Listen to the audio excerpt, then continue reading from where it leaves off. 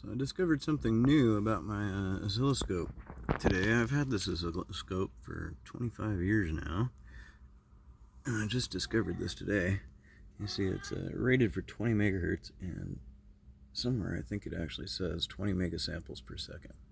So that's the funny thing about this, if you think about it, because hello, buddy. Because right now what we're doing is we're sampling a 16 megahertz signal, and so at 20 megasamples per second, it's in this mode called equivalent mode. That what it does is it just samples at 20 megasamples per second as fast as it can, and then it starts again, slightly delayed, I think, from the trigger position. And so it does that, as many times as it can to come up with a full picture. So I always thought it was a bit of a gimmick. It only really works if you've got a repeating signal that's perfect, But this is not a repeating signal. So what I got here is this three lines that are very, very, very hard to see in analog mode. Let me put it back to analog mode and see what happens. So you can push this button and then it's analog. Oh no, it's going to change all my settings. Let's see what happens. Okay, there we go. You can sort of see them in this light. Yeah, that's not too bad right now, but those are the three. So I've got a delay, and I'm testing out 3 different delays, and this is a AVR microcontroller running at 16 megahertz. So I wanted to delay it 1 clock cycle. I want to be able to control that up to 127 clock cycles, perfect to 1 and 1. I can't get rid of the overhead of the first 3, but so that's how I want to do this, and it has been, of course, on the camera it's showing up fine. It has been exceptionally difficult to see these lines coming up. So I was fiddling with the things, and I was thinking, I should be able to get a better view of this somehow, and I just started fiddling with the different buttons and the different modes and stuff like that, and I eventually came up with this one in digital mode. And so equivalent, see what happens is it turns off of equivalent mode when, there we go.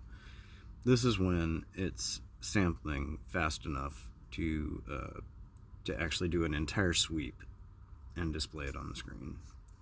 And that doesn't really show us much right now. So then when you go past that, that's when it does 2 sweeps or 3 sweeps or something like that and pieces it together with multiple passes. So now if I go to the highest setting, okay, this is the highest setting right here, it's doing multiple passes, and you can see the speckling on here is when it just happens to sample while it's falling, while the signal is falling. And so it's really handy. We're way past the Nyquist frequency, if you think about it, and we're at 16 megahertz signal, and yet we're sampling with 20 megasamples per second. But you can clearly see these lines where it's going down, and it's very bright too, which is necessary because it's hard to work in this lighting with this sort of signal. So I have where's the meters? There we go. So you can see, okay, we're measuring those, and if I put it to there, then it says 16 megahertz. It's not accurate enough to get closer than that, but so there you go. I mean, this is actually a really amazing technique. I didn't ever know that my oscilloscope had the ability to do something like this. I just fiddled with the settings and said, I know I can squeeze more out of this somehow. So there's 116 megahertz clock cycle right there. There's another 16 megahertz clock signal right there. I was having a really hard time with it. Actually, I've been working on it for hours, because what was happening was, it looks right now, but check this out. Oh, what the heck happened? So now we're only seeing one of each of those lines, and then somehow you can set it to see all of them. So that's the hold button, or hold knob, this one. If you rotate it one way, it holds less, and if you rotate it the other way, it holds more, or something like that. I think that's what was responsible for my thinking this wasn't working for hours. But I wanted to get more precision out of it, so we wanted to see it more closely. So that's where we're at right now. Analog mode is actually working really well right now, but earlier the lighting was bad enough I couldn't see the vertical lines at all. And this camera is actually picking it up way better than my eyes are, so that's another thing.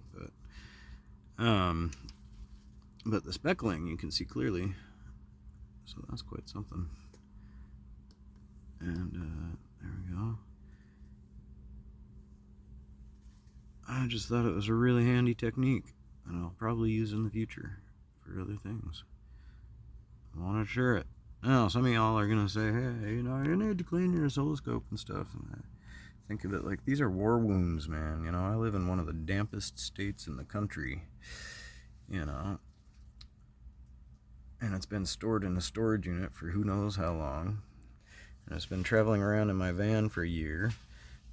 And so many other things admire its war wounds.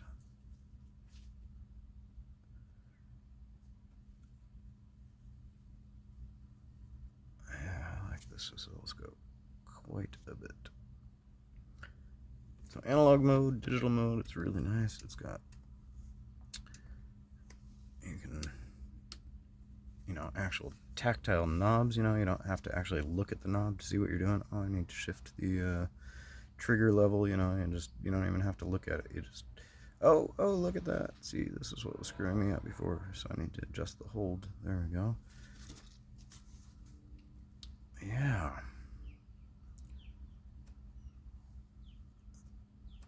Let's see, we have 2 channels actually, as it's triggering right now, so I guess I'll just keep yakking, why not? There's the trigger. If you turn off storage, there we go. So, now it's really hard to see those lines, isn't it? And, let's see if I go back to storage mode. Not bad. And the speckles, you can actually see the speckles. So, yeah. I think it's pretty cool. This is a new technique I will probably use in the future. This thing was rated for 20 megahertz bandwidth. And I'm certain I saw somewhere, maybe it was the manual, that it has 20 samples per second. So yeah, it sounds gimmicky, especially in this era. If you think about like a new cheap scope, digital scope these days, they, like the cheap ones, sample 5 samples per their rated bandwidth, and this one samples a half a sample per its rated bandwidth, but that's because the digital thing was new at the time, the ability to do that. So it wasn't supposed to be 20 megahertz at, in digital mode. It was supposed to be 20 megahertz in analog mode.